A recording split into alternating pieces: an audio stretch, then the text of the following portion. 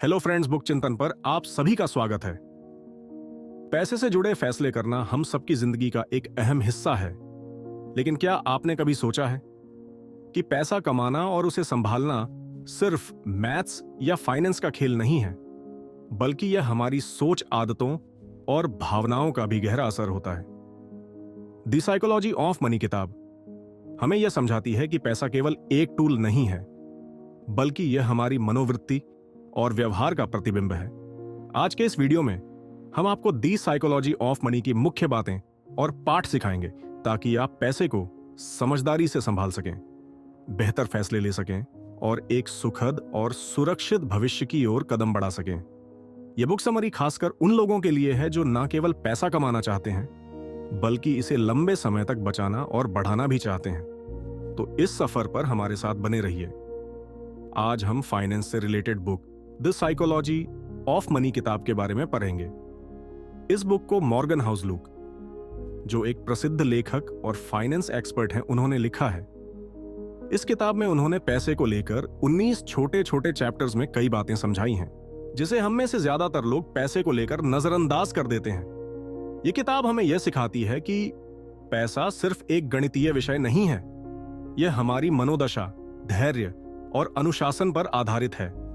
चाहे आप करोड़पति बनना चाहते हो या बस अपने भविष्य के लिए थोड़ा पैसा बचाना चाहते हो, इस किताब में दिए गए लेसन्स हर किसी के लिए फायदेमंद है। पैसा हमारे जीवन का एक ऐसा हिस्सा है जिससे हमारा हर दिन सामना होता है, लेकिन क्या हमने कभी यह सोचा कि पैसा कमाने के लिए मेहनत करना जितना जरूरी है, उतना ही जरूरी इसे सही तरीके से संभालना है।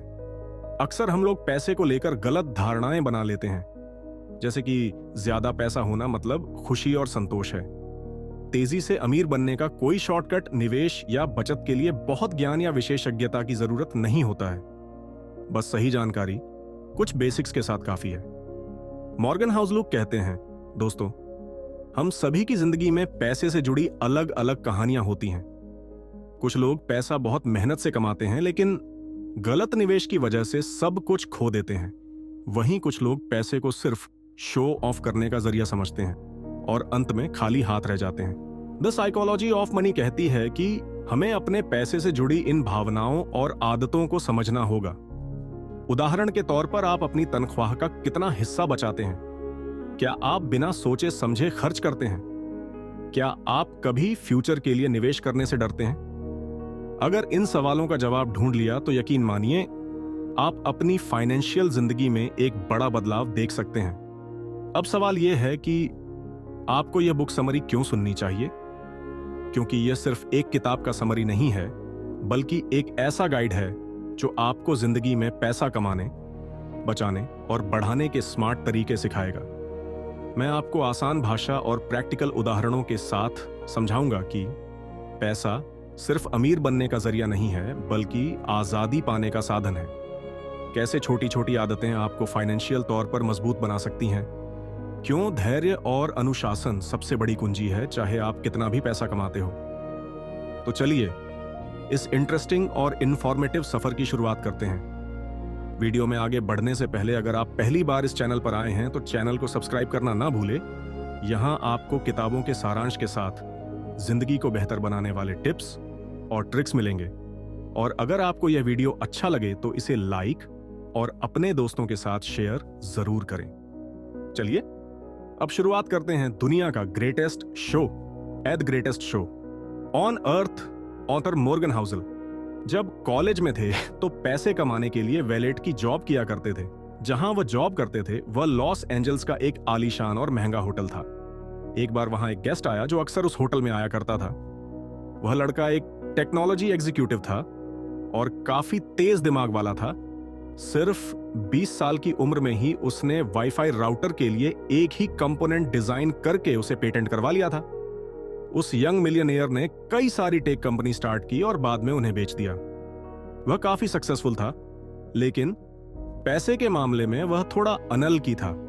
वह लड़का जहां भी जाता अपने साथ नोटों की गड्डी रखता था और जो भी उसके साथ बात करता उसे वह यह पैसे दिखाता था। वह शराब पीकर बड़ी बड़ी डींगे मारता था। एक दिन उस आदमी ने गाड़ी पार्क करने वाले गार्ड को बुलाया और उसे कुछ नोट देकर पास वाली दुकान में जाने का ऑर्डर दिया। गार्ड को नोट के बदले दुकान वाले ने कई हजार सोने के सिक्के दिए। तो आप सोचो उस यंग टेक्नीशियन ने उन गोल्ड कॉइन्स का क्या किया होगा।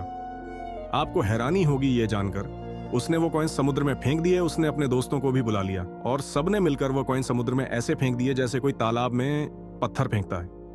उसके कुछ दिनों बाद एक दिन वह यंग मिलियनियर गलती से होटल के लैंप से टकरा गया। मैनेजर ने उसे कहा कि लैंप की कीमत $500 है, तो उस आदमी ने तमाशा खड़ा कर दिया। उसने अपने जेब से पैसे निकालकर मैनेजर के मुंह पर मारे और बोला, ये रहे $1000। अब दोबारा मुझे अपनी शक्ल मत दिखाना। शायद आप सोच रहे होंगे कि यह कहानी सच है क्या। शायद आप सोच रहे होंगे कि उस यंग मिलियनियर का क्या हुआ होगा। जी हां, यह स्टोरी एकदम सच है। इस किताब में आप कुछ ऐसी ही और कहानियां पढ़ेंगे, लेकिन इस कहानी के लास्ट में यंग मिलियनियर का दिवाला निकल जाता है। उसने कुछ ही सालों में जो कुछ कमाया था सब उड़ा दिया। उसके सारे पैसे खत्म हो गए और उसके यार दोस्त भी उसे छोड़कर चले गए। देखा आपने, पैसे से आप सब कुछ खरीद सकते हो पर अच्छा व्यवहार नहीं खरीद सकते। चलिए एक और कहानी सुनते हैं। रोनाल्ड रीड एक जनरेटर यानी दरबान था। वह एक छोटे से गांव में पैदा हुआ और पला बड़ा था। वह अपने परिवार का पहला ऐसा इंसान था जिसने स्कूल तक पढ़ाई की थी। और उससे भी मजेदार बात यह थी कि वह रोज लोगों से लिफ्ट लेकर स्कूल पहुंचता था। रोनाल्ड एक साधारण जिंदगी जी रहा था।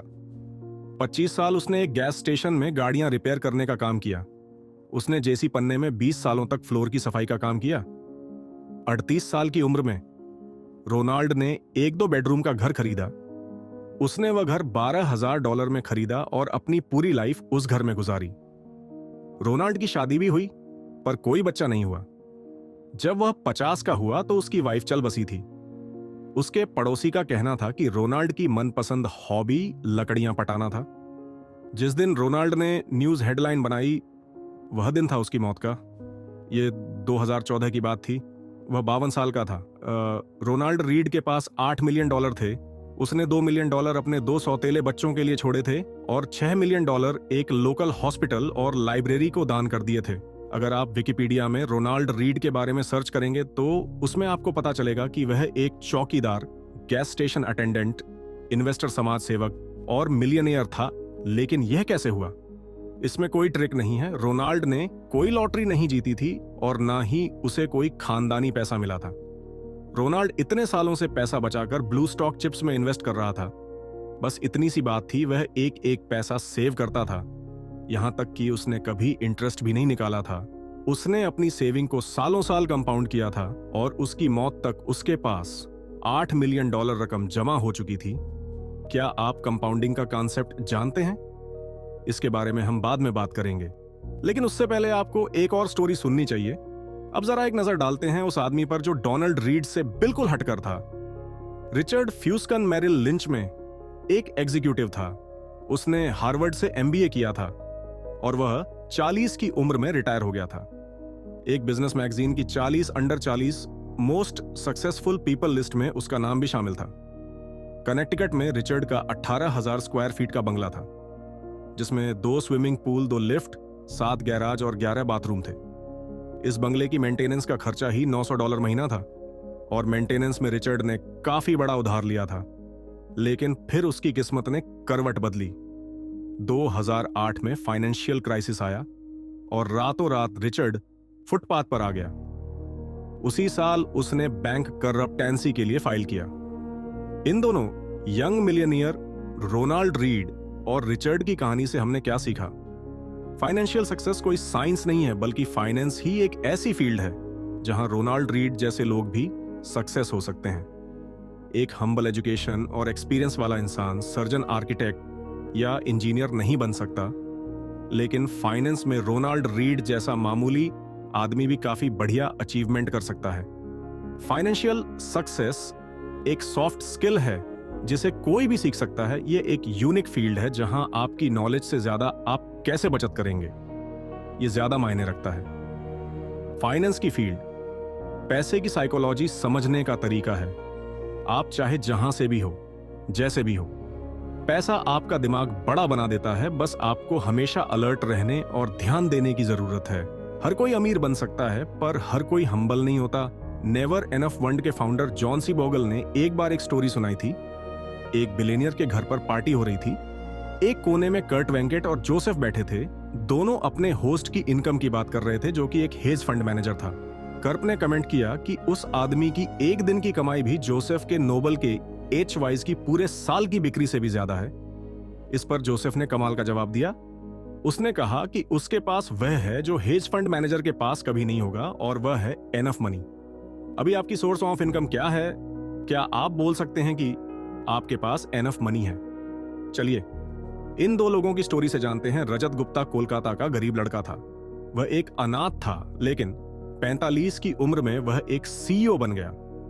रजत दुनिया की जानी मानी कंसल्टिंग फर्म में से एक मैकेंस के सीईओ थे।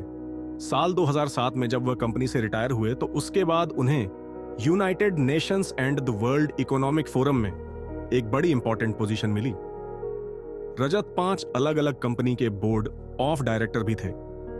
कोलकाता की झुग्गी झोपड़ियों से निकलकर उन्होंने सबसे अमीर बिजनेसमैन बनकर दिखाया। 2008 में रजत गुप्ता की वर्थ $100 मिलियन हो चुकी थी, लेकिन वह अपने पैसे से कभी भी सेटिस्फाइड नहीं हुए। वह एक मिलियनियर बन चुके थे, तो अब उन्हें एक बिलियनियर बनना था। वह उस सर्किल में आना चाहते थे। फिर रजत गोल्डमैन सक्स के बोर्ड ऑफ डायरेक्टर बने। उन्होंने बिलियनर बनने के लिए खुद को आगे बढ़ाया। 2008 में गोल्डमैन सेक्स इकोनॉमिक क्राइसिस के द्वार पे थी। वॉरेन बफे ने कंपनी को बचाने के लिए उसमें $5 अरब का इन्वेस्ट करने का डिसीजन लिया। एक बोर्ड मेंबर होने के नाते रजत गुप्ता को यह बात पब्लिक से पहले पता चल गई थी। वॉरेन की फंडिंग से बेशक कंपनी के स्टॉक ऊपर जाने के चांस थे। बोर्ड मीटिंग कॉल के 16 सेकंड बाद रजत ने एक हेज फंड मैनेजर राजा रत्नम को कॉल किया। यह कॉल कभी रिकॉर्ड नहीं हुई थी, पर राज ने तुरंत ही गोल्डमैन के 1,75,000 शेयर खरीद लिया। कई घंटों बाद वॉरेन की डील की खबर पब्लिक तक पहुंची। गोल्डमैन के स्टॉक एकदम से ऊपर चढ़ गए। राज ने कुछ ही घंटों में $1 मिलियन कमा लिए, और प्रोस्टल ने बताया कि रजत ने टोटल $17 मिलियन का प्रॉफिट कमाया। इसे इनसाइडर ट्रेनिंग का एक क्लासिक केस माना जाता है। रजत गुप्ता ने अपनी सारी दौलत से हाथ धोया और उन्हें जेल जाना पड़ा, और साथ ही उन्होंने अपनी रेपुटेशन भी गंवाई। रजत के पास पहले ही $1 अरब थे, तो उन्हें $1 बिलियन और क्यों चाहिए थे? उनके पास पहले से ही धन दौलत, फेम, पावर और फ्रीडम थी, लेकिन लालच में आकर उन्होंने सब कुछ गवा दिया, क्योंकि रजत गुप्ता के पास एनफ मनी का सेंस नहीं था। हम इस स्टोरी से 3 चीजें सीख सकते हैं। लेसन 1, सबसे मुश्किल फाइनेंशियल स्किल है और ज्यादा दौलत जमा करने से खुद को रोकना। ज्यादा पावर, ज्यादा फेम और ज्यादा पैसे का लालच। सेटिस्फैक्टरीली, जब आप आगे नहीं बढ़ते तो आपको लगता है जैसे आप पीछे जा रहे हो, और फिर आगे बढ़ने के लिए आप बड़े से बड़ा रिस्क लेने लगते हो। मॉडर्न कैपिटल 2 चीजों में बहुत अच्छा है। दौलत के साथ साथ आप लालची भी होते जाते हो। इंसान अपनी हद भूल जाता है, उसे समझ नहीं आता कि कहां पर रुकना है। लेसन नंबर 2, सोशल कंपैरिजन, यानी दूसरों से तुलना एक प्रॉब्लम बन जाती है। मान लो एक हॉकी प्लेयर साल के $5,000 कमाता है, उसके पास पहले से ही काफी पैसा है, पर हम अगर उसकी तुलना माइक ड्रॉट से करें, तो जिसका $430 मिलियन साल के हिसाब से 12 साल का कॉन्ट्रैक्ट है, तो हमें यह हॉकी प्लेयर उसके सामने एकदम गरीब लगेगा। अब मान लो हेज फंड मैनेजर जो $3 मिलियन कमाता है, पर 2018 में top 10 highest paid hedge fund managers कम से कम $340 मिलियन साल के कमाते थे, तो हमें यह $33 मिलियन उसके मुकाबले काफी कम लगेंगे। लेकिन अगर टॉप 10 हेज फंड मैनेजर जो साल के $340 मिलियन कमा रहे हैं, वह अपनी तुलना अगर टॉप 5 से करें, तो top 5 hedge fund manager $770 million कमाते हैं, और अगर टॉप 5 खुद की तुलना वॉरेन बफेट से करें, तो जो कि 2018 में उनसे 3 अरब 500 करोड़ रुपए ज्यादा अमीर है, और अगर वॉरेन बफे जेफ बेजोस के लेवल पर आना चाहे, तो जिसकी नेटवर्थ 2018 में $24 अरब थी, तो देखा आपने, सोशल कंपैरिजन की दीवार बहुत ऊंची है, कोई भी इसे छू नहीं सकता।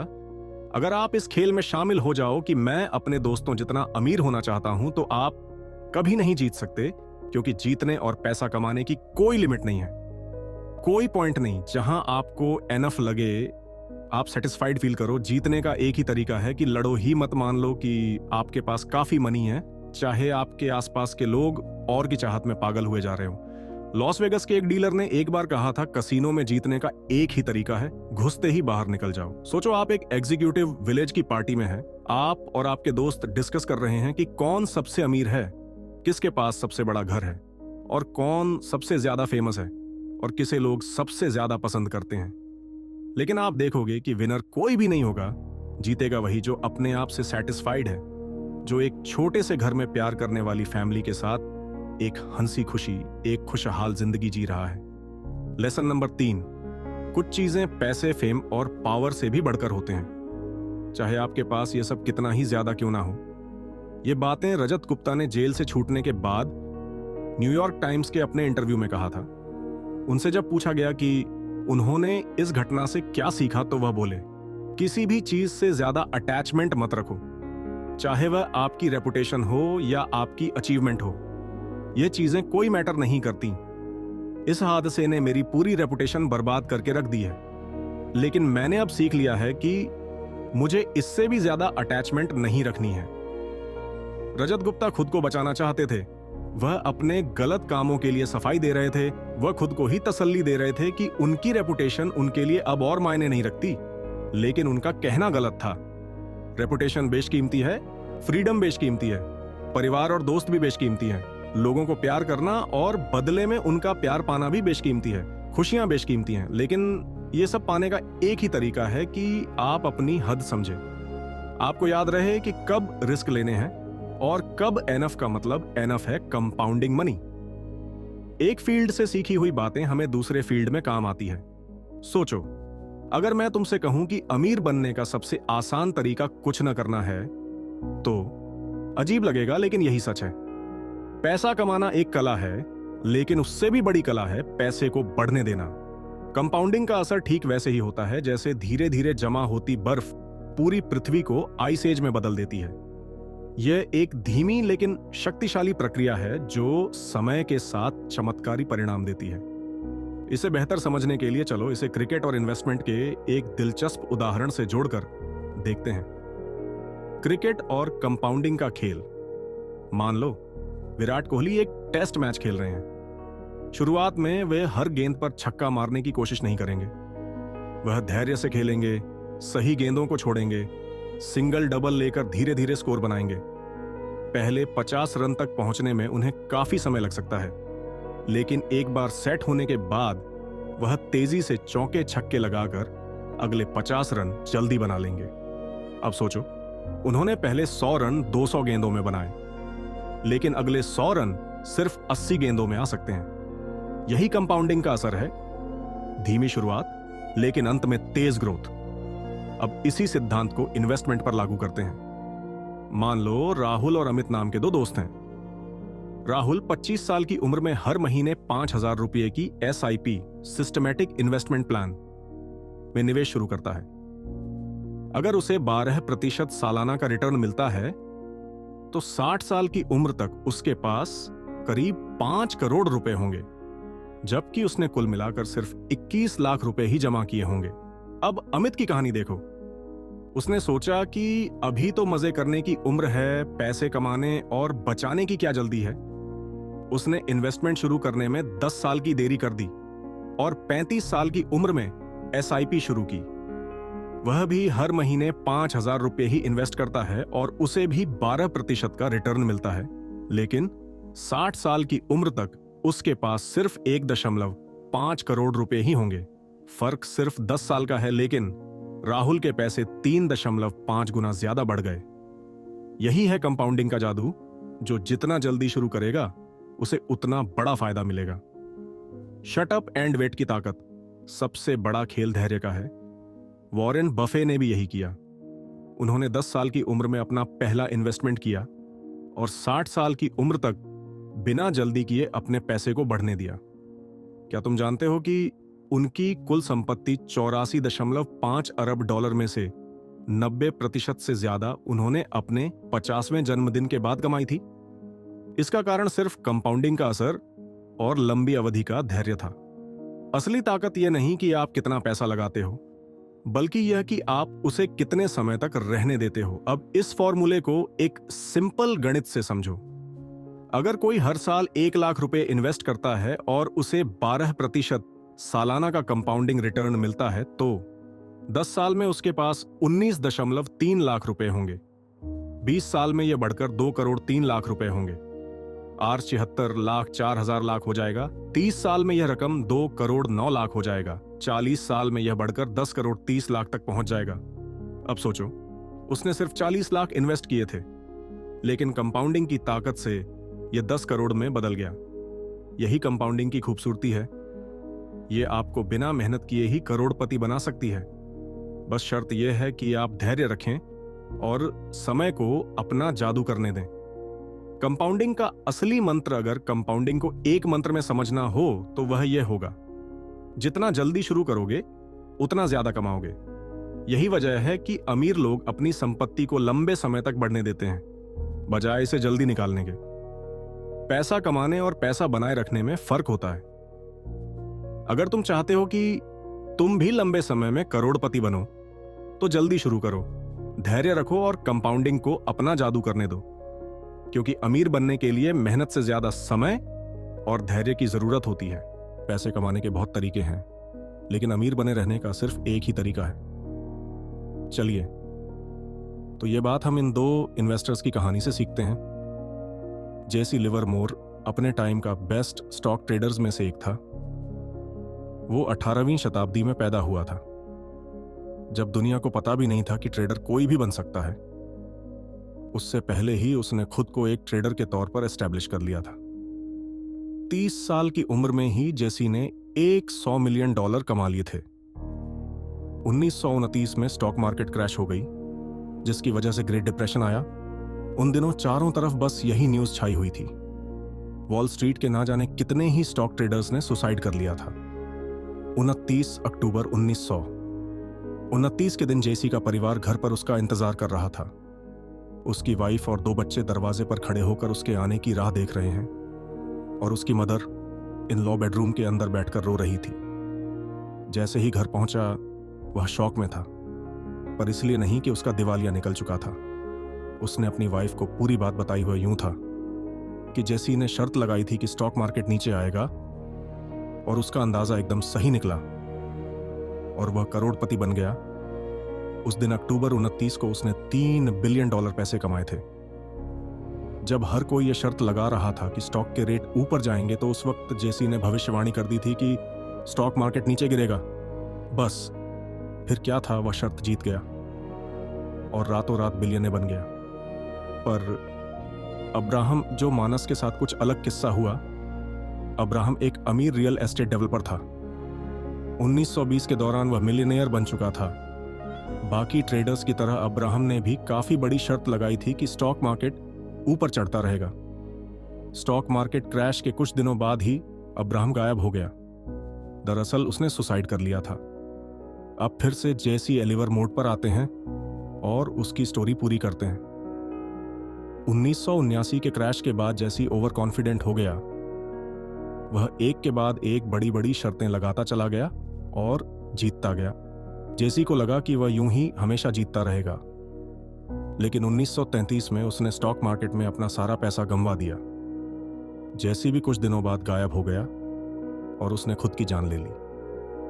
जो चीज अब्राहम के हुई थी, वही 40 साल बाद उसके साथ भी हुई। अब्राहम की तरह वह भी सुसाइड करने पर मजबूर हो गया था। तो देखा आपने, दोनों आदमी अमीर तो बन गए थे, पर अपनी अमीरी बरकरार नहीं रख सके। पैसा कमाना एक बात है, पर उसे बनाए रखना अलग चीज है। पैसे कमाने के लिए आपको बाहर निकलना पड़ेगा, रिस्क लेने पड़ेंगे, आपको ऑप्टिमिस्टिक बनना होगा, लेकिन पैसे को बनाए रखने के लिए आपको हम्बल होना पड़ेगा। आपको यह बात याद रखनी होगी कि किसी भी वक्त, किसी भी सेकंड आपकी सारी दौलत छीन सकती है, क्योंकि जिंदगी ऐसी ही है। यहाँ कब क्या होगा कोई नहीं जानता। कभी आप एकदम टॉप पर आओगे तो कभी एकदम बॉटम पर। पैसे को बनाए रखने के लिए आपको सोच समझकर पैसे का इस्तेमाल करना सीखना होगा। और यह भी एक फैक्ट है कि पैसा मेहनत से कमाया जाता है, पर इसे कमाने में किस्मत का भी बड़ा हाथ होता है। जिंदगी में हमेशा याद रखो, किस सक्सेस हमेशा रहने वाली चीज नहीं है।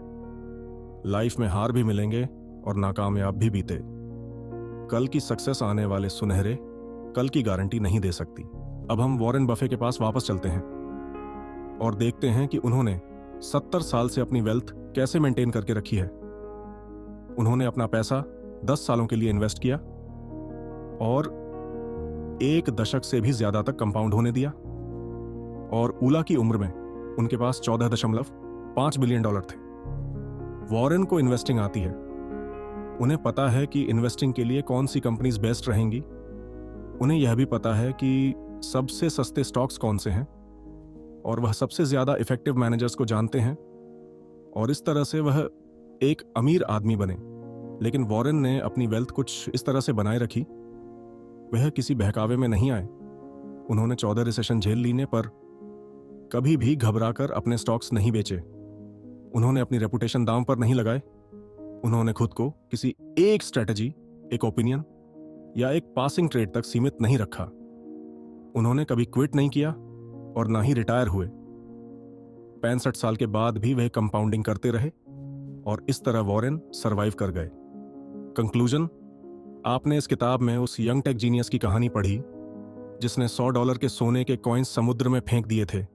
आपने इस किताब में रोनाल्ड रीड की कहानी भी पढ़ी जिसने एक मामूली सा चौकीदार होने के बावजूद $8 मिलियन दान कर दिए थे।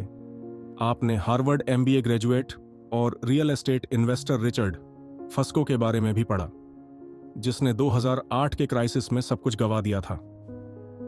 और आपने इस किताब में रजत गुप्ता की कहानी भी पढ़ी, जिसके पास $100 मिलियन होने के बावजूद उसे $1 बिलियन और चाहिए थे। इस बुक में आपने जैसी लिवरमोर और अब्राहम जर्मन्स्की की कहानी भी सुनी।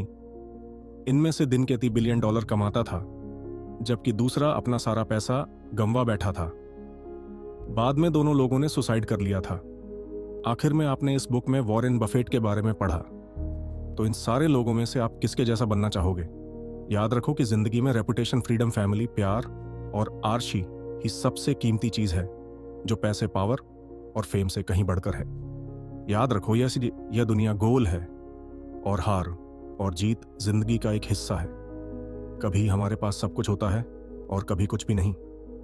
अमीर बनने के कई सारे तरीके हैं, पर अपनी अमीरी बरकरार रखने का सिर्फ एक तरीका है। इसीलिए हबल बनो, पैसे की वैल्यू समझो, और जो आपके पास है उसमें खुश रहना सीखो।